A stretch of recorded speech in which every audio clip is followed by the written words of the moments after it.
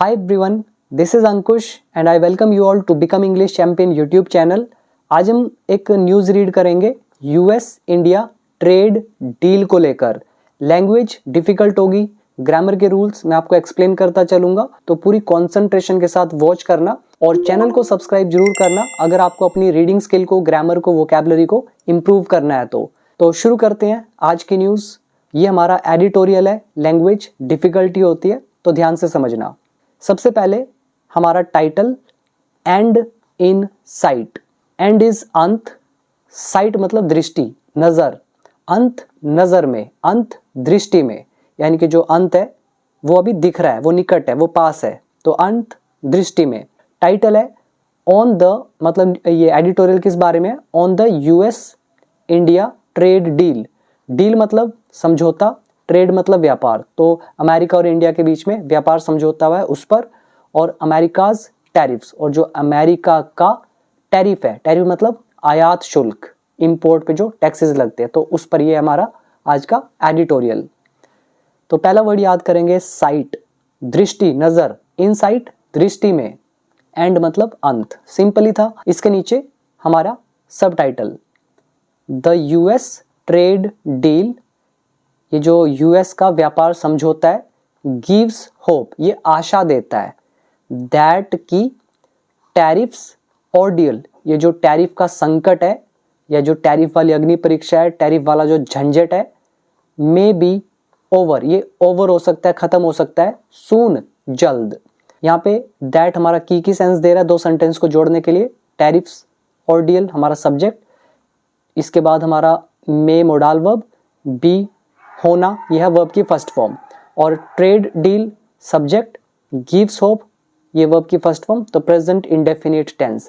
तो यूएस व्यापार समझौता आशा देता है कि टैरिफ्स संकट जो है वो जल्द खत्म हो सकते हैं। तो पहला वर्ड आप याद करेंगे ऑर्डियल। ये हमारा पुराना वर्ड है, मैं आपको दिखा देता हूँ। ये हमारी न्यूज़पेपर वोकैबुलरी वाली पीडीएफ है, इसका वर्ड नंबर है 203। अब तक इसमें हम अभी तक इतने वर्ड्स कर चुके हैं इस पीडीएफ में, तो इसका 203 नंबर ये रहा वर्ड ऑर्डियल, मतलब कठिन परीक्षा, अग्नि परीक्षा, कष्टदायक अनुभव। बाकी आप ये पढ़ लेना, एग्जाम्पल्स आपको समझ में आएगा। इन शॉर्ट कहें तो एक मुसीबत, संकट, प्रॉब्लम, ठीक है, लेकिन ये प्रॉब्लम काफी बड़ी होती है। और गिव होप आशा देना।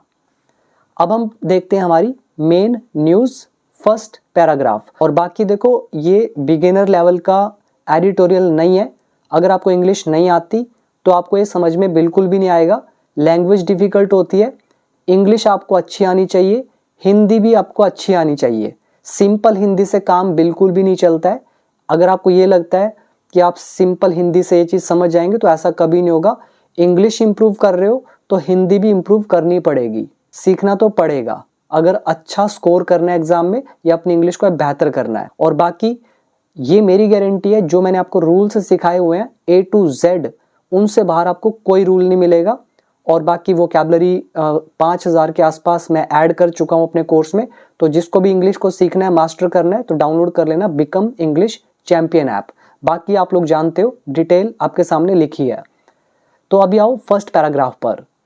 यहाँ पे लिखा है news of the India United states trade deal.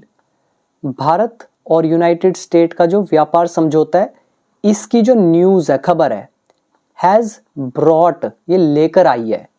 News यहाँ सब्जेक्ट हो गया, ब्रिंग का हमारा third form brought, helping verb is has, tense है प्रेजेंट परफेक्ट। तो ये जो खबर है ये लेकर आई है, क्या लेकर आई है?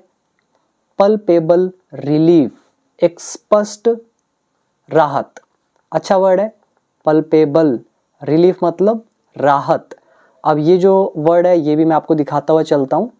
ये देखो, न्यूज़पेपर वोकैबुलरी वर्ड नंबर हमारा है 1010। पल्पेबल पुराना वर्ड है, मतलब स्पष्ट या महसूस किया जा सकने वाला। एग्जाम्पल्स आप पढ़ सकते हो। तो ये लेकर आया है जो स्पष्ट रिलीफ है, मतलब दिख रहा है कि हाँ भाई राहत मिली है। किसको, किसके लिए लेकर आया है? To a lot of Indian industries, बहुत सारी जो भारतीय उद्योग है उनके लिए। बट लेकिन इट ऑल्सो कम्स विद, लेकिन ये साथ में आता है, साथ में लेकर आया है किसको? Persistent and important questions. जो परसिस्टेंट मतलब लगातार, निरंतर, कंटिन्यूअस, और जो इम्पोर्टेंट सवाल हैं तो उसको भी ये इसके साथ आते हैं, ठीक है। तो ये राहत लेकर आया है इंडियन इंडस्ट्रीज के लिए। लेकिन इट ऑल्सो कम्स विद, लेकिन ये इसके साथ भी आता है, किसके साथ?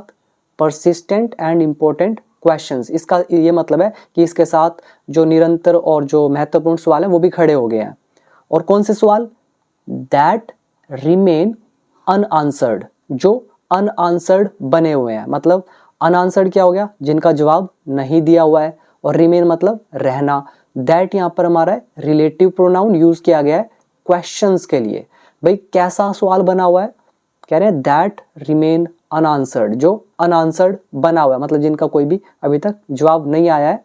डिस्पाइट अ प्रेस स्टेटमेंट, एक प्रेस स्टेटमेंट के बावजूद भी, स्टेटमेंट मतलब बयान, बाय किसके द्वारा? India's commerce minister Piyush Goyal. In short कहें तो जो इंडिया के कॉमर्स मिनिस्टर हैं पीयूष गोयल, तो इन्होंने प्रेस स्टेटमेंट दिया, मतलब प्रेस में आके इन्होंने एक स्टेटमेंट दी है। तो उसके डिस्पाइट, उसके बावजूद भी कह रहे हैं कई परसिस्टेंट और इम्पोर्टेंट क्वेश्चंस है जो रिमेन अनआंसर्ड, जो अभी भी अनआंसर्ड बने हुए हैं, उनका जवाब नहीं मिला है। तो इस चीज के साथ ये लेकर आया है स्पष्ट राहत अलॉट ऑफ इंडियन इंडस्ट्रीज के साथ। सिंपल। अब यहाँ पे आप याद करेंगे परसिस्टेंट, निरंतर, लगातार, कंटिन्यूअस। दूसरा है रिमेन अनआंसर्ड, बिना जवाब के रह जाना। डिस्पाइट, इसके बावजूद, ये हमारी प्रेपोजिशन है। स्टेटमेंट का मतलब हो गया बयान। बिल्कुल नॉर्मल इंग्लिश। टेंस है मेन प्रेजेंट परफेक्ट, बट आगे हमारी कंजंक्शन इट कम्स, ये हो गया present indefinite. That remains unanswered, present indefinite. That यहाँ पे सब्जेक्ट का काम करेगा, रिमेन वर्ब की फर्स्ट फॉर्म। दैट यहाँ प्लूरल है क्योंकि यहाँ क्वेश्चंस ज्यादा की बात हुई है। तो ये था हमारा first sentence. Next one, the initial announcement, जो प्रारंभिक घोषणा है, ऐलान जो है, through social media, social media के माध्यम से। तो अभी अनाउंसमेंट हुई है प्राथमिक, ठीक है, प्रारंभिक, और सोशल मीडिया के माध्यम से हुई है। तो ये जो इनिशियल अनाउंसमेंट है ऑल्सो मार्क्स अ डिपार्चर, तो ये एक रवानगी दर्शाती है। मार्क यहाँ पर है वर्ब की फर्स्ट फॉर्म, इसके साथ लगा दिया एस। इनिशियल अनाउंसमेंट यहाँ पे है सब्जेक्ट। तो ये जो प्रारंभिक अनाउंसमेंट है सोशल मीडिया के माध्यम से, कह रहे हैं वाइल, हालांकि ट्रू, जो कि अनुरूप है, के अकॉर्डिंग है। किसके अकॉर्डिंग है? किसके मुताबिक है? US president Donald Trump's form, जो प्रेसिडेंट डोनाल्ड ट्रम्प का जो फॉर्म है, मतलब उनका जो रवैया है, उनका जो तरीका है, तो उसके ट्रू टू है। जब भी आपको ऐसा दिखेगा ट्रू टू समवन्स फॉर्म, इसका मतलब है कोई चीज किसी के अकॉर्डिंग है, उसके नेचर के अकॉर्डिंग है, उसके बिहेवियर के अकॉर्डिंग है। जैसे जो ट्रम्प है वो अपनी ज्यादातर अनाउंसमेंट क्या करता है? सोशल मीडिया के जरिए तो देता है। इसलिए यहाँ पे लिखा है कि वाइल, हालांकि या जबकि, जो ये true to US president Donald Trump's form, जो ये सोशल मीडिया के थ्रू अनाउंसमेंट करना है ना यूएस प्रेसिडेंट के लिए, तो उसके मुताबिक है।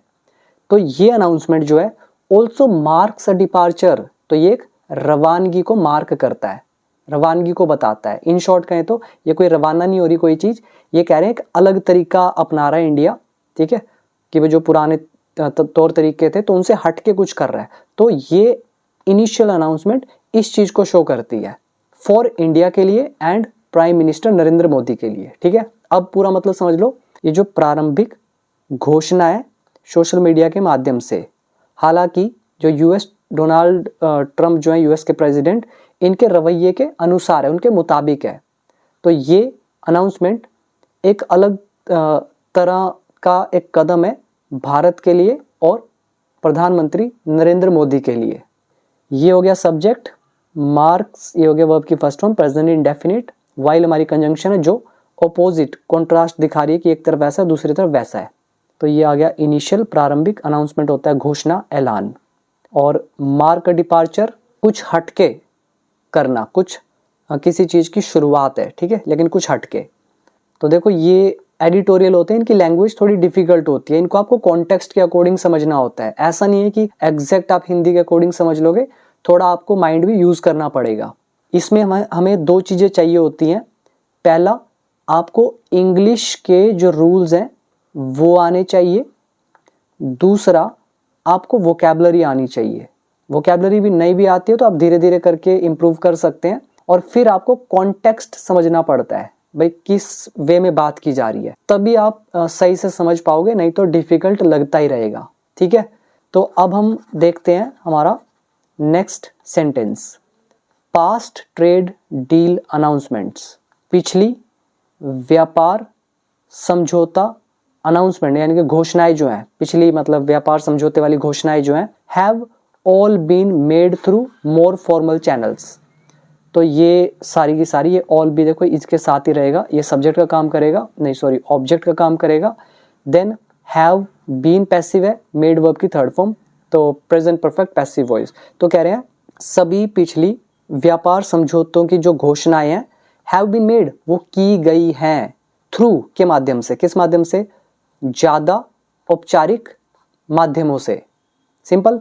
आगे, the announcement of US tariffs, जो ये घोषणा है यूएस टैरिफ्स की ऑन इंडियन इंपोर्ट्स, भारतीय आयातों पर, बीइंग कट, कम किए जाने की, टू 18% तक, फ्रॉम, कहां से, द एग्जिस्टिंग 50%, मौजूदा 50% से।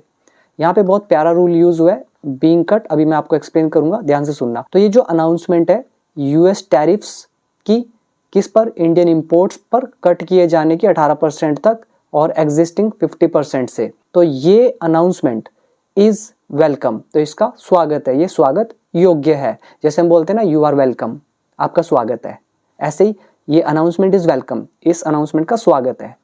और सर्टेनली, निश्चित तौर पर। अब यहाँ पे जो सीखने वाला रूल है ना, वो ये है, देखो अनाउंसमेंट सब्जेक्ट, वेलकम हमारा यहाँ पे नाउन हो गया, सर्टेनली एडवर्ब हो गया, इज तो नाउन एडजेक्टिव का लेसन, सब्जेक्ट थोड़ा बड़ा बना रखा है, तो ये यूएस टैरिफ्स इंडियन इंपोर्ट्स पर, और ये हमारा लेसन आ गया बीइंग कट, जो हमारा बीइंग प्लस वर्ब की थर्ड फॉर्म का जो फोर्थ केस है वो ये लेसन है। जैसे हम उसके पीटे जाने के बारे में बात कर रहे थे, we were talking about his being bitten. ऐसे ही इंडिया इंपोर्ट के, ये जो इंडिया पर जो यूएस टैरिफ्स लगाए इंडियन इंपोर्ट्स पे, तो इसके कट किए जाने के, ठीक है, being cut, being plus third form, कितना, 18% तक, कहां से, एग्जिस्टिंग 50%, जो मौजूदा 50% था। तो इस अनाउंसमेंट का स्वागत है। हाउएवर, हालांकि, एज ऑफ नाउ, अब तक, देयर इज नो क्लैरिटी, कोई स्पष्टता नहीं है, किस पर, कह रहे हैं on when this would be implemented, कि ये कब लागू की जाएगी। तो व्हेन आ रहा है कब, सेंटेंस को जोड़ने का काम।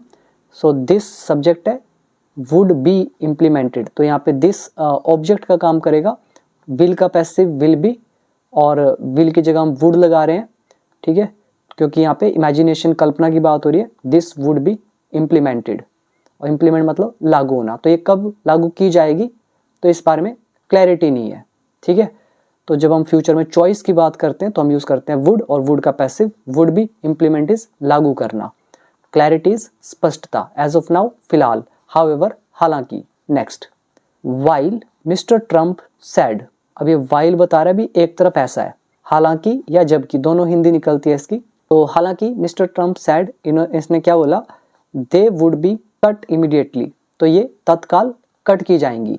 तो दे का मतलब यहाँ पे किसकी बात हो रही है, ये इंपोर्ट पे जो टैरिफ्स हैं इसकी बात हो रही है। तो दे वुड बी कट, इन्हें कट किया जाएगा। तो दे ऑब्जेक्ट है, कट की थर्ड फॉर्म कट ही रहती है, वुड का पैसिव वुड बी, तो ये जल्द काटी जाएंगी, हालांकि मिस्टर ट्रम्प ने ये कहा। फिर भी मिस्टर गोयल सैड, मतलब दूसरी तरफ मिस्टर गोयल ने कहा दैट की the details will be shared soon, जो विवरण है, डिटेल्स है, विल बी शेयर्ड, वो शेयर की जाएंगी, सून जल्द, तो विल का passive will be. Now next, there is also considerable ambiguity, कह रहे हैं एम्बिग्यूटी है, अस्पष्टता है। एम्बिग्यूटी क्या होती है, अस्पष्टता, मतलब क्लैरिटी नहीं होती, तो ये भी हमारा पुराना वर्ड है एम्बिग्यूटी। और कंसिडरेबल का मतलब होता है काफी हद तक, और ये देर का chapter. There is also considerable ambiguity मतलब काफी हद तक अस्पष्टता है, क्लैरिटी नहीं है। ओवर को लेकर, किसको लेकर क्लैरिटी नहीं है, देखो वेदर का लेसन है, वेदर और उसके बाद ये लिखा है और, तो किसको लेकर क्लैरिटी नहीं है, काफ़ी अस्पष्टता है। कह रहे over whether this is the first trench, कि क्या ये पहला चरण है, पहला ट्रेंच है, और या मिनी डील, या एक छोटी डील है, छोटा व्यापार है। किस चीज का, of a larger bilateral trade agreement. कह रहे हैं एक लार्जर, बड़ा, बायलेटरल द्विपक्षीय, दो पक्षों के बीच में, दो ग्रुप्स के बीच में, तो एक बड़े द्विपक्षीय व्यापार समझौते का ये मिनी डील है या पहला चरण है, पहला कदम है, पहली किस्त है या पहला पार्ट है। फिर कोमा डाल के बता रहे हैं, या फिर अ लिमिटेड डील, या फिर एक सीमित व्यापार है, अफेक्टिंग ओनली टैरिफ्स, केवल टैरिफ्स को अफेक्ट करने वाला, मतलब जिससे टैरिफ्स बढ़ेंगे या घटेंगे सिर्फ इसी के लिए ये किया गया है। और या समथिंग इन बिटवीन, या इसके बीच में कुछ है। समझ में आया? तो कह रहे हैं कि काफ़ी अस्पष्टता है किसको लेकर, कि क्या वेदर की क्या ये पहली ट्रेंच है, पहला चरण है, या मिनी डील है एक लार्जर बायलेटरल ट्रेड अग्रीमेंट की, या फिर ये एक लिमिटेड डील है अफेक्ट करने वाली ओनली टैरिफ्स को, या फिर समथिंग इन बिटवीन, या फिर इसके बीच में कुछ है। समझ में आया? तो ये हमारा लेसन है वेदर। और इसके अलावा एम्बिग्यूटी, ये वर्ड मैं आपको अभी दिखा देता हूँ। ये देखो, ये हमारी एडिटोरियल वोकैबुलरी वाली पीडीएफ है, वर्ड नंबर 261 पुराना वर्ड है एम्बिग्यूटी। कितने मेरे वर्ड रिपीट हो रहे हैं? तो अस्पष्टता, अनिश्चितता, अनसर्टेनिटी जिसको बोलते हैं, दो अर्थ होना। तो जहाँ भी आपको दो अर्थ दिख रहे हैं, या ये मतलब है, ये मतलब है, या ये मतलब है, या ये मतलब है, समझ नहीं आ रहा, अस्पष्टता है एम्बिग्यूटी। एम्बी का मतलब two. Now next, mister Trump's assertion. और एक ये वर्ड भी आपको दिख रहा है कॉन्सिडरेबल, ये भी मैं आपको अभी दिखाता हुआ चलता हूँ। देखो, ये हमारा दूसरा पीडीएफ है न्यूज़पेपर वाला, जो अभी दिखाया था वो था एडिटोरियल वाला, ये एडिटोरियल का था। अभी जो दिखा रहा हूँ ये हमारा न्यूज़पेपर वाला है। वर्ड नंबर है 490, कॉन्सिडरेबल एक्सटेंट, काफ़ी हद तक। तो ये कॉन्सिडरेबल एडजेक्टिव है, ये एक्सटेंट या नाउन का काम करेगा। क्लियर हो गया? अभी देखो आगे, mister Trump's assertion. Mister Trump का जो जोर है, एजर्शन होता है दावा, जब आप किसी स्टेटमेंट को जोर देके कहते हो तो हम यूज करते हैं एजर्शन का। तो मिस्टर ट्रम्प का जो एजर्शन है, उनका जो दावा है, कौन सा दावा? दैट की मिस्टर ट्रम्प हैज अग्रीड, कि मिस्टर ट्रम्प सहमत हुए हैं to stop buying Russian oil, Russian oil को खरीदने बंद करने के लिए। मतलब वो रशियन ऑयल को खरीदना बंद कर देंगे, तो इसके लिए वो अग्री हुए हैं। तो ये जो ट्रम्प का दावा है, मस्ट ऑल्सो बी एड्रेस्ड, तो इसको भी संबोधित किया जाना चाहिए बाय द इंडियन गवर्नमेंट, भारतीय सरकार के द्वारा, सुनर, जल्द, रादर देन लेटर, बाद की बजाय, मतलब शीघ्र अतिशीघ्र। यहाँ पे बहुत अच्छा कॉन्सेप्ट है, that is mister Trump's assertion. ये हमारा काम करेगा ऑब्जेक्ट का। इसकी हमारी मोडाल वर्ब है मस्ट, मस्ट का पैसिव आ गया must be, addressed is verb की थर्ड फॉर्म, संबोधित करना। मतलब ये कह रहे हैं जो ये ट्रम्प दावा कर रहा है ना, तो इस दावे को मस्ट बी एड्रेस्ड, संबोधित किया जाना चाहिए, यानी कि इस पर विचार किया जाना चाहिए भाई क्या भी सही रहा है कि नहीं कह रहा है, और किसके द्वारा? इंडियन गवर्नमेंट के द्वारा। और कौन सा दावा? दैट की मिस्टर मोदी अग्री हो गए स्टॉप करने के लिए बाइंग रशियन ऑयल। और यहाँ पे यूज कर लिया सुनर रादर देन लेटर, नाम से पता चल रहा है शीघ्र अतिशीघ्र, ठीक है, बाद की बजाय अभी। Next, mister Goyal did not touch upon this in statement. Mister Goyal ने इसको टच नहीं किया, मतलब इस मुद्दे को टच नहीं किया इन स्टेटमेंट, अपने बयान में। Next, stopping Russian oil entirely, पूरी तरह से रशियन ऑयल को बंद करना। Would not only force India, वो भारत को फोर्स ही नहीं करेगा, मतलब मजबूरी नहीं करेगा। अब ये नॉट ओनली आपको दिख रहा है, तो आपको ये बट ऑल्सो भी दिखेगा, ठीक है। तो ये ऐसा ही नहीं करेगा, ऐसा भी करेगा, ये मतलब है। तो कह रहे हैं रशियन ऑयल को पूरी तरह से बंद करना। Would not only force India, वो केवल भारत को मजबूरी नहीं करेगा, किस चीज के लिए? टू फाइंड ऑल्टरनेटिव्स, कोई और विकल्प ढूंढने के लिए। किस चीज के लिए? For about a third of its oil imports, मतलब जो ये ऑयल इंपोर्ट करता है तो इसका जो 1/3 हिस्सा है इसके बारे में, ठीक है, इसको लेकर जो कोई और ऑप्शन, भाई रशिया की जगह हम किसी और से ले लें, तो ये फाइंड करने में, ठीक है। तो भारत को फोर्स ही नहीं करेगा, but would also cast a shadow, लेकिन ये परछाई भी डाल देगा, मतलब समस्या खड़ी कर देगा ओवर किसको लेकर, इट्स रिलेशंस इसके रिश्तों को लेकर, विद रशिया रशिया के साथ। इन शॉर्ट कहें तो अगर इंडिया रशिया से ऑयल पूरी तरह से लेगा ही नहीं, बंद ही कर देगा, तो क्या होगा, ये इंडिया इससे फोर्स होगा कि कोई ना कोई इसको ऑल्टरनेटिव ढूंढना पड़ेगा, विकल्प ढूंढना पड़ेगा अपने 1/3 ऑयल इंपोर्ट्स के लिए। और साथ में ये क्या करेगा, कास्ट शैडो एक परछाई भी डाल देगा, मतलब एक समस्या पैदा कर देगा। और किसको लेकर, इनके रिश्तों को लेकर रशिया के साथ, ऐसा ही होगा। तो ये मतलब है।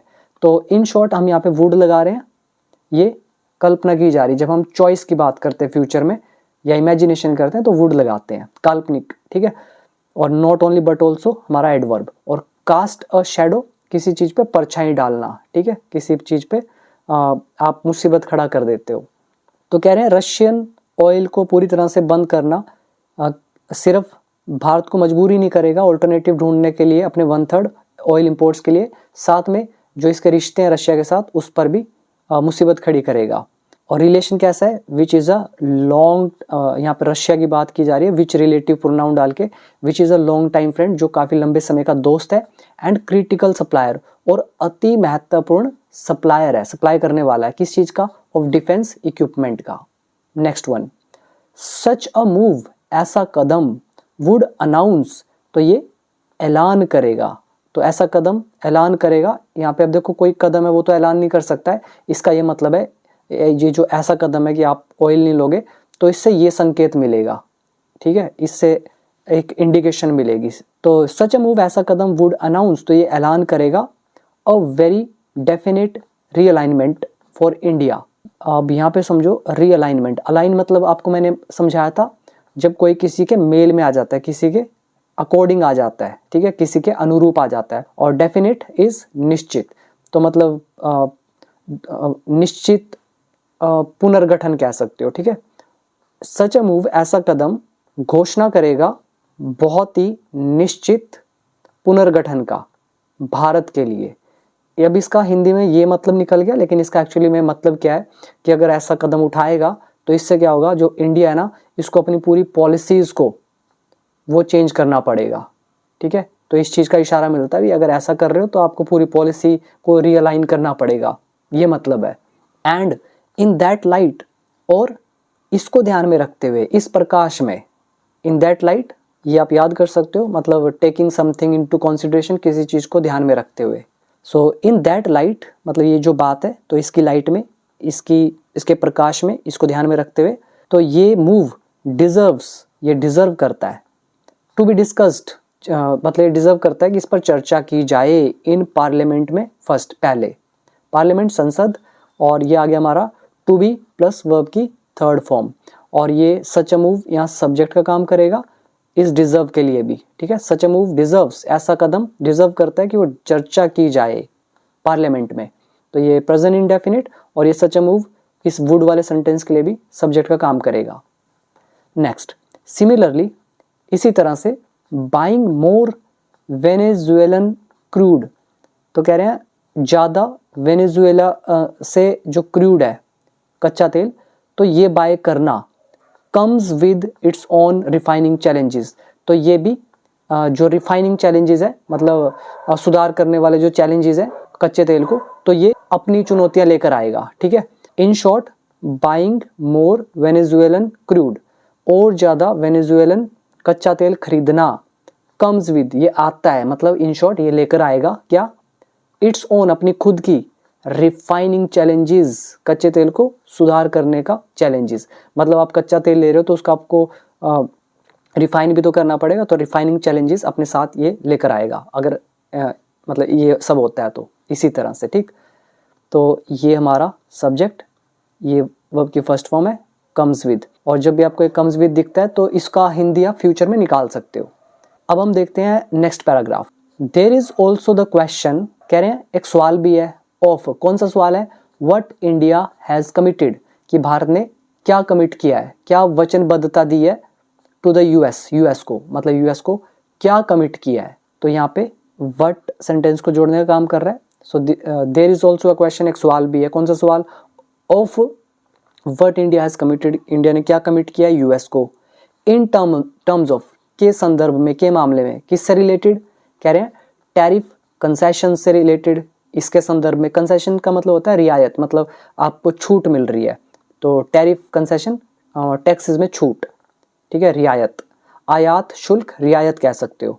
तो इस संदर्भ में इन्वेस्टमेंट्स जो निवेश हैं इस संदर्भ में, एंड परचेज ऑर्डर्स और जो खरीद आदेश है, तो इन संदर्भों में तो क्या वचनबद्धता दी है, क्या कमिट किया यूएस को, तो ये भी एक सवाल है, ठीक है।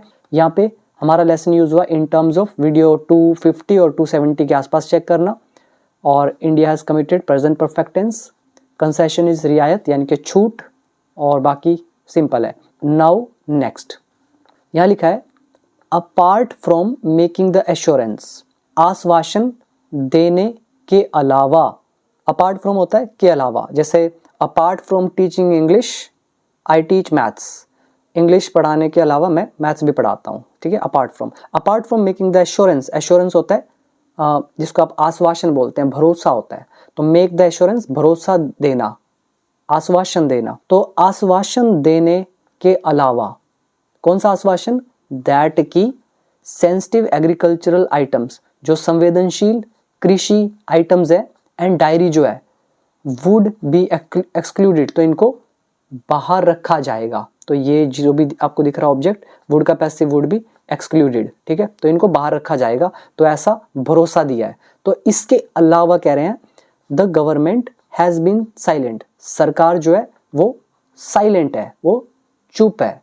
अब ये हैज बीन आ रहा है, this is time in tense, video 125, और ये अपार्ट फ्रॉम का हमारा पूरा लेसन भी बना हुआ है, चेक करते रहना। तो सिंपल यहाँ तक समझ में आया। कह रहे हैं कि ये जो भरोसा दिया है ना, कौन सा भरोसा, कि जो सेंसिटिव एग्रीकल्चरल आइटम्स है, डायरी है, तो इनको बाहर रखा जाएगा, मतलब ये जो डील है ये इसमें नहीं आएगा, इससे इस पे इफेक्ट नहीं पड़ेगा कोई भी। तो ये भरोसा देने के अलावा सरकार चुप है, डिस्पाइट के बावजूद, किसके बावजूद भी चुप है, सेवरल सिग्निफिकेंट एजर्शंस, जो कई महत्वपूर्ण जो दावे हैं, बीइंग मेड, जो किए गए हैं, by mister Trump and his team, उनकी टीम और ट्रम्प के द्वारा। अब यहाँ पे ऐसा निकाल सकते हो, मिस्टर ट्रम्प और उनकी टीम के द्वारा किए गए, क्या रहा है, किए जाने वाले, किए गए जो एजर्शंस हैं, दावे हैं, कैसे दावे हैं, कई हैं, और कैसे हैं, सिग्निफिकेंट, महत्वपूर्ण है। तो इन चीज के बावजूद, इन शॉर्ट कहे तो ट्रम्प और उनकी टीम ये महत्वपूर्ण कई दावे कर रही है, तो इस चीज के बावजूद भी कह रहे हैं गवर्नमेंट जो है हैज बीन साइलेंट, वो चुप बनी हुई है, ठीक है। और इस चीज के अलावा भी वर्ड याद करेंगे, मेक द एश्योरेंस आश्वासन देना, भरोसा देना, सेंसिटिव नाजुक या संवेदनशील, एक्सक्लूड बाहर रखना, और सिग्निफिकेंट महत्वपूर्ण, एजर्शंस दावे। ये अगेन हमारा वही लेसन आ गया, बीइंग प्लस वर्ब की third form, case number 4। Next, while, हालांकि, the final stages of detailing, मतलब जो विवरण है, डिटेलिंग है, उसका जो अंतिम चरण है, फाइनल स्टेजेस है, तो कह रहे हैं are still to be completed, वो फिलहाल की जानी है, वो पूरी होनी है। ये लेसन आ गया आर टू बी वर्ब की थर्ड फॉर्म, और ये जो आपको the final stages of detailing दिख रही है, ये ऑब्जेक्ट हो गया। तो ये वाइल कंजंक्शन है, तो हालांकि या जबकि, ये जो फाइनल स्टेजेस है डिटेलिंग की, मतलब जो भी पूरा डिटेल है, तो वो कह रहे हैं are still to be completed, उन्हें पूरा किया जाना है। तो ये हमारा is to am to are to का पैसिव है, is to be am to be are to be. तो एक तरफ तो ऐसा है एज, जैसा कि mister Goyal has said, mister Goyal ने कहा है। दूसरी तरफ अब देखो, वाइल एक तरफ ऐसा है, फिर कोमा डाल के दूसरी तरफ ऐसा है, तो एक तरफ तो ये कंप्लीट की जानी है अभी डिटेलिंग, जो फाइनल स्टेजेस है, फिर भी दूसरी तरफ कह रहे हैं the light at the end of the tunnel, जो आशा की किरण है, has already buoyed Indian stock market, तो इसने इंडियन मार्केट को मजबूत कर दिया है, ऊपर उठा दिया है। यहां पर the light at the end of the tunnel, tunnel मतलब सुरंग, अगर आपको सुरंग के एंड में एक लाइट दिख रही है, इसका मतलब है कि आप सुरंग में चल रहे हो, अंधेरा ही अंधेरा है, लेकिन आपको एक आशा की किरण दिखी, ठीक है, एक आशा, होप, तो वही उसी के लिए ये यूज किया गया है, ठीक है। जो आशा की किरण है, हैज ऑलरेडी बॉयड, इसने उठा दिया है। आपने बॉइंट फोर्स पढ़ी होगी, नहीं पढ़ी तो गूगल करके पढ़ लेना। मैं साइंस का स्टूडेंट था तो मैंने पढ़ी है।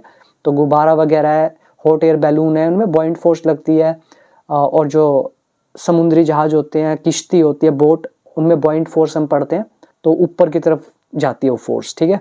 तो हालांकि ये जो फाइनल स्टेजेस ऑफ डिटेलिंग है, विवरण का जो अंतिम स्टेजेस, तो इनको अभी पूरा किया जाना है जैसा कि मिस्टर गोयल ने कहा है। फिर भी जो आशा की किरण है, इसने इंडियन स्टॉक मार्केट्स को बॉयड कर दिया, मतलब उठा दिया है।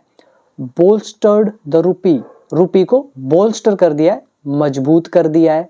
एंड और ब्रॉट स्पेशल चीयर, और लेकर आया ये एक विशेष तरह का चीयर, खुशी, टू किसके लिए, लेबर इंटेंसिव सेक्टर, जो श्रम प्रधान सेक्टर्स हैं, मतलब जिनमें ज़्यादा श्रम करना पड़ता है, तो ऐसे इंटेंसिव, ठीक है, और मतलब श्रम गहन या श्रम प्रधान जिसमें आपको लेबर करना पड़ता है, तो ऐसे सेक्टर्स के लिए स्पेशल चीयर लेकर आया है।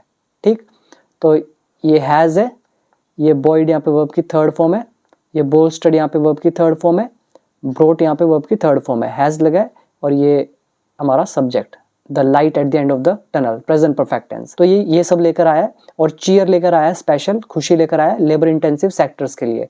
सच एज, जैसे कि, टेक्सटाइल हो गया मतलब कपड़ा वगैरह, एपरेल हो गए यानी कि जो रेडीमेड कपड़े होते हैं, फुटवेयर हो गया आपके, लेदर चमड़ा हो गया, एंड इंजीनियरिंग गुड्स हो गया, तो ये सारा सामान। दैट हैड बीन हर्टिंग, जो चोटिल था, मतलब जो जूझ रहा था। अब यहाँ दैट रिलेटिव प्रोनाउन है, यूज किया गया इन गुड्स के लिए।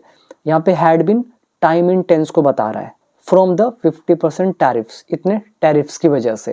ठीक, तो यहाँ पर हमारे रूल यूज हुए, एक वाइल कंजंक्शन, ये are to be third form, then present perfect, then ये प्रेजेंट परफेक्ट, ये सच एज का लेसन, और ये दैट रिलेटिव प्रोनाउन यूज किया गया इन सब चीजों के लिए, और हैड बीन हमें बता रहा है टाइम इन टेंस।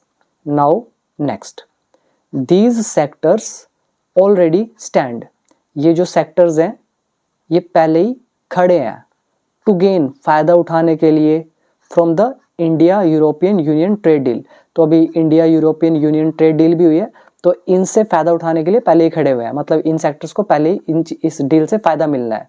विच, जिसे या जो mister Goyal has assured, mister Goyal ने भरोसा दिलाया है, विल कम इनटू इफेक्ट, जो मतलब इफेक्ट में आएगी दिस ईयर, इस साल, मतलब लागू होगी। तो यहाँ पे ये जो डील है ना, इसके लिए विच रिलेटिव प्रोनाउन डाला गया, तो which will come into effect, जो प्रभाव में आएगी इस साल।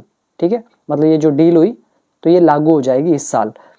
और mister Goyal has assured, mister Goyal ने भरोसा दिलाया है, आश्वासन दिया है। पूरा मतलब ये जो सेक्टर है ये पहले ही इसको फायदा होना है India European union trade deal से, जो मिस्टर गोयल ने भरोसा दिलाया है कि इफेक्ट में आ जाएगी इस साल।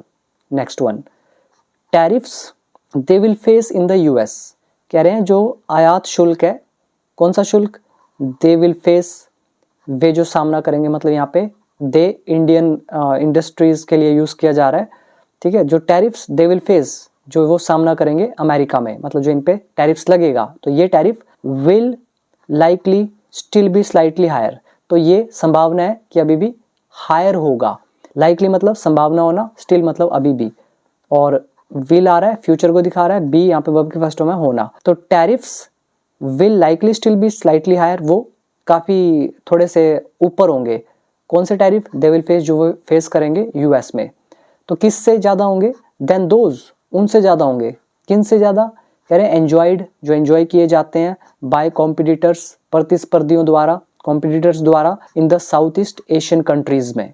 क्यों किए जाते हैं, due to their most favoured nation status. Most favoured मतलब हो गया जिसको फेवर किया जाए, नेशन इज राष्ट्रीय, स्टेटस मतलब दर्जा, और ड्यू टू इसके कारण, मतलब कुछ ऐसे नेशंस होते हैं, ये साउथ ईस्ट एशियन कंट्रीज हैं, तो इनको मोस्ट फेवर्ड नेशन का स्टेटस मिला हुआ है, तो जिसकी वजह से इन पर कम शुल्क लगता है। तो इसलिए बोल रहे हैं कि जो ये टैरिफ्स हैं जो इंडिया वाले फेस करेंगे, तो ये संभावना है कि स्लाइटली हायर होगा। किनसे, ये जो मोस्ट फेवर्ड नेशनल स्टेटस पाए हुए east south East Asian countries है इनकी तुलना में। ठीक है, जो एंजॉय किया जाता है, तो उनसे स्लाइटली हायर होंगे थोड़े से।